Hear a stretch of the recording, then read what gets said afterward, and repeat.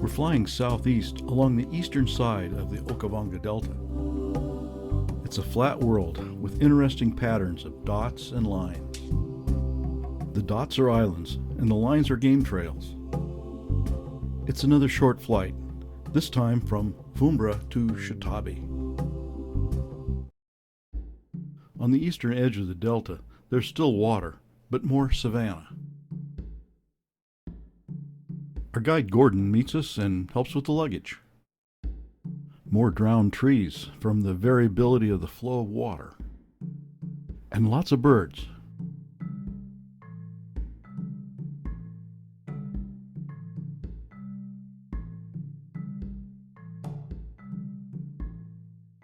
Our home for the next 3 nights is another comfortably and attractively appointed tent with an African view. We didn't get much downtime. It's time for a game drive. Not far from camp, a hammerkoff is having dinner. Then something a lot bigger, a herd of African buffalo. The old bulls check us out with Mr. Magoo squints. They're not too sure about us. And rightly so. Not too far away, we run into a pride of sleepy lions, including a single cute cub. It must be his dinner time. It's the golden hour as the sun starts to set. And the moon has risen. It's almost full. We take a few moon shots with our sundowners, or the moon uppers. We're up early to explore this new corner of the world. 2 jackals are up early too, in the clear morning light. Elephants are out on the savanna, grazing for their breakfast.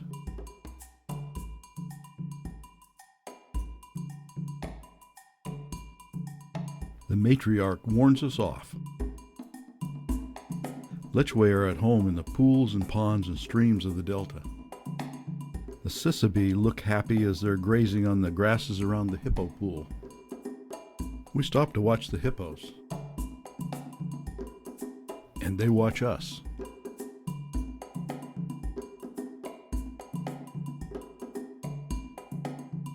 We must be boring. They start to yawn.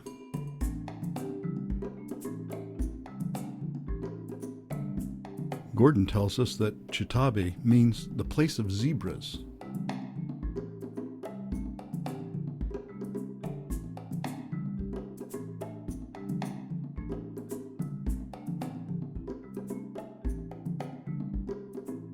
We're back at the hippo pond.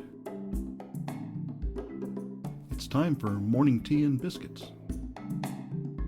The hippo are watching us as we watch them. Here comes a big bull.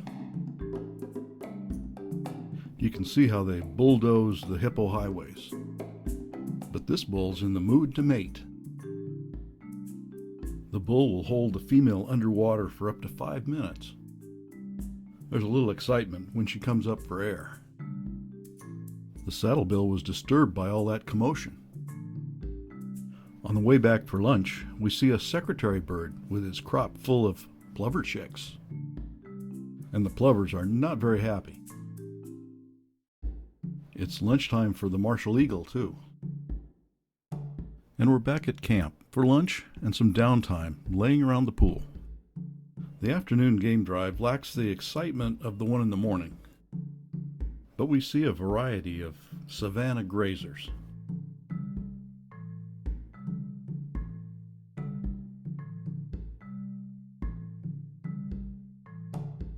And there are a lot of water birds. Some of them are new to us. This goose is the largest African waterfowl. The wattled crane stands almost 6 feet tall, making it the tallest crane in Africa.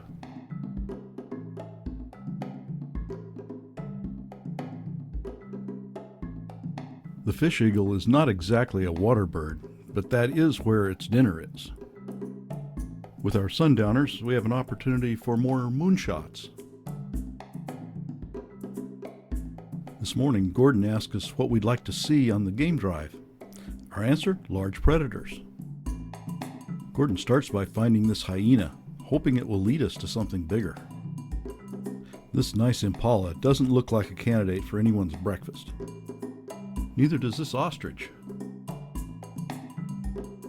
A herd of elephant are out grazing this morning.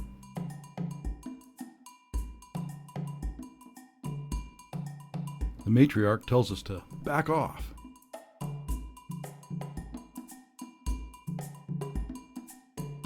Zebras make great black and white pictures.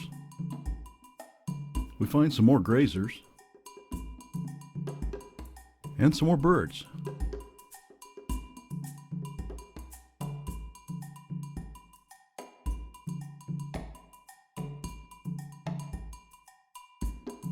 Then there he is, a splendid cheetah. At least before we disturbed him, he was using the termite mound to look over the savanna for a meal. That's not going to work now. So he walks off to find a shady spot to rest. Now that we've ruined his morning, we'll leave him and see what else we can find. More birds. And the usual browsers and grazers.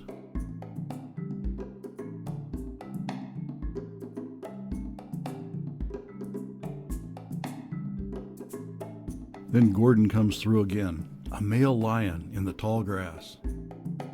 The light's not great, and we can't get closer, but it's a great lion. Back at camp for lunch, we all agree the morning drive was a success. On the afternoon game drive, we check all the usual places. At the waterfowl pond, we find a big creche of spur-winged goslings. Then we catch up with the herd of buffalo.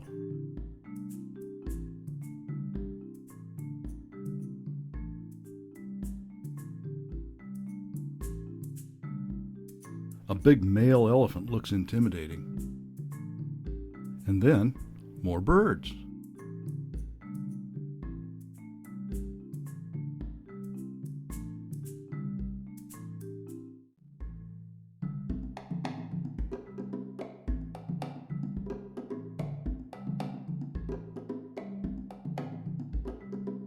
The staff has set up a bar for our sundowners by one of the ponds.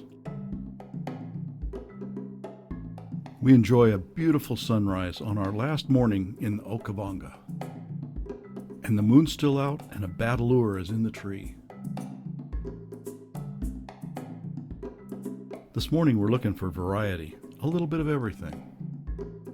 So Gordon finds the small and new, and the big but usual. These ibis are new, and so are these spoonbills. The buffalo are the same, but there just seem to be more of them.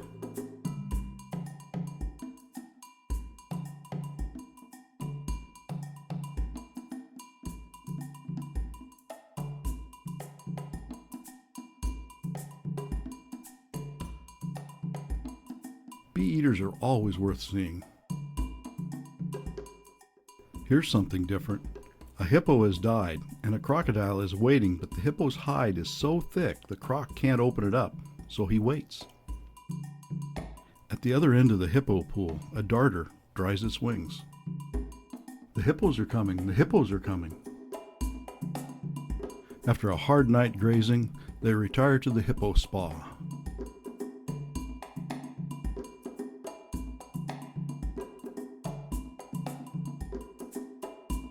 That is, except for this poor guy. Judging from the wound on his flank, he's the loser and is voted out of the pond. Just a few more bird pictures.